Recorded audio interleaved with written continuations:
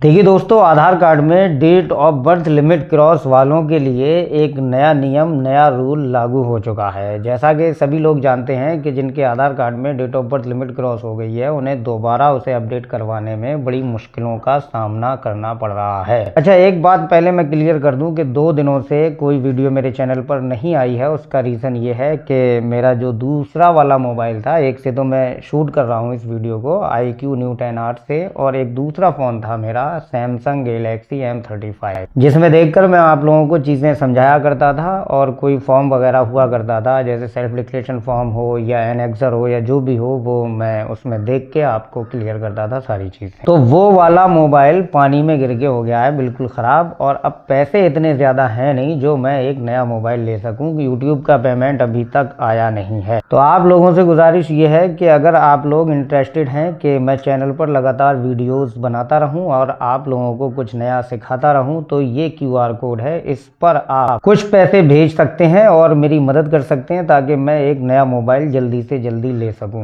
आप लोगों से ये QR शेयर करने का मतलब ये है जिससे मुझे क्लियर पता चल जाएगा कि लोग वाकई में इंटरेस्टेड हैं कि मैं उन्हें कुछ नया सिखा सकूं, कुछ नई चीज़ें उनके काम आ सके, लोगों की परेशानियों का हल निकल सके। क्योंकि एक यूट्यूबर के पास 2 मोबाइल होना बहुत ज़रूरी है, क्योंकि एक मोबाइल से वो चीज़ें एक्सप्लेन करता है और दूसरे से वीडियो शूट करता है। तो देखते हैं कितने लोग हेल्प करते हैं और कितनी जल्दी मुझे एक नया मोबाइल दिला सकते हैं। नॉर्मली 10-15 हज़ार का एक मोबाइल लेना है, बस उसी से काम हो जाएगा। बाकी एक मोबाइल है मेरे पास। अब आते हैं टॉपिक पे वापस। देखिए, लिमिट क्रॉस का जो नया फंडा आ गया है वो अब ये है कि हमें सेम BRN चाहिए होगा। मतलब अगर हमने पहले अपने आधार कार्ड में डेट ऑफ बर्थ सही करवाई थी, ठीक है, तो उसमें जो बर्थ सर्टिफिकेट हमने लगवाया था, पहले UIDI ये कहता था कि या तो उस बर्थ सर्टिफिकेट को कैंसिल करा के आओ या उसी में करेक्शन करा के आओ।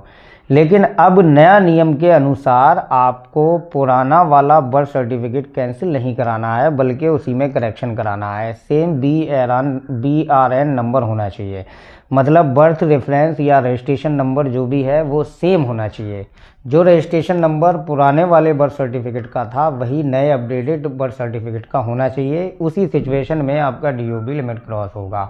और दूसरी चीज़ ये है, दूसरा नियम ये है कि अब सेल्फ डिक्लेरेशन का फॉर्म नहीं लगेगा, बल्कि एक एफिडेविट बनाया है UIDI ने।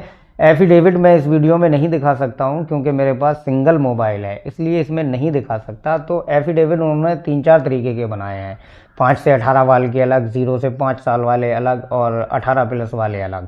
तो एज ग्रुप के हिसाब से अलग अलग उन्होंने एफिडेविट लॉन्च किए हैं, ठीक है। तो उसको भरना है। सेल्फ डिक्लेरेशन का फॉर्म बिल्कुल ख़त्म कर दिया गया है। तो अब जो भी लिमिट क्रॉस वाले अपने आधार की DOB लिमिट क्रॉस अपडेट करवाने जा रहे हैं, तो उन्हें चाहिए कि अब एफिडेविट का फॉर्म वो भरें। और अब समझो मुश्किलें और ज़्यादा बढ़ गई हैं। जैसे अगर किसी ने पहले किसी बर्थ सर्टिफिकेट से, जैसे ऑफलाइन वाला किसी का बर्थ सर्टिफिकेट है, हाथ वाले बर्थ सर्टिफिकेट पहले हुआ करते थे, अगर किसी के पास वो वाला बर्थ सर्टिफिकेट है तो अब डिजिटलाइज्ड उसे जब किया जाएगा तो उसका सेम BRN तो हो ही नहीं सकता, नामुमकिन है।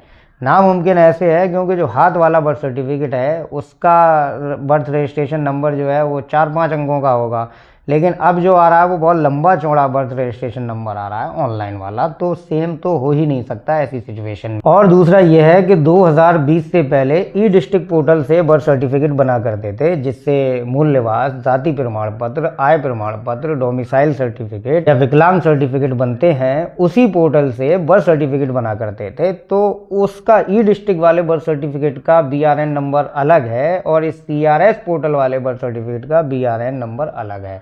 तो अगर किसी ने ई-डिस्ट्रिक्ट वाले पोर्टल वाले बर्थ सर्टिफिकेट से अपनी DOB अपडेट कराई है जो कि लिमिट क्रॉस हो गई है, तो अब उसका बर्थ रजिस्ट्रेशन नंबर सेम हो ही नहीं सकता, ये भी नामुमकिन है। तो कुल मिला के DOB लिमिट क्रॉस अपडेट वालों के लिए बड़ी मुश्किलात पैदा हो चुकी हैं। और एक तरफ ये भी कहा जा रहा है, खासकर UP और महाराष्ट्र में अब आधार DOB का प्रमाण नहीं है। मतलब कहीं भी अब आधार कार्ड को DOB का वैलिड प्रूफ नहीं माना जाएगा। DOB का वैलिड प्रूफ आपका बर्थ सर्टिफिकेट, आपकी 10th की मार्कशीट ही होगी या आपका पासपोर्ट होगा। आधार कार्ड को अब डेट ऑफ बर्थ का प्रमाण नहीं माना जाएगा। और महाराष्ट्र सरकार ने ये भी आदेश दे दिए हैं कि भाई आधार कार्ड के बेस पर जितने भी बर्थ सर्टिफिकेट बने थे उन सबको रद्द कर दिया जाएगा। तो ये कुछ नई अपडेट थी UIDI की तरफ से। आधार कार्ड में date of birth limit cross वालों के लिए जो मैंने आप लोगों को बताई, समझाई, सिखाई। उम्मीद है आपको समझ में आ गया होगा। और हाँ, ज़्यादा से ज़्यादा हेल्प कीजिए इस QR कोड पे, ताकि मैं एक नया मोबाइल ले सकूं और आपके लिए बेहतरीन वीडियोस बना सकूं। तो अगले वीडियो में मिलते हैं, तब तक के लिए आप अपना ख्याल रखिए।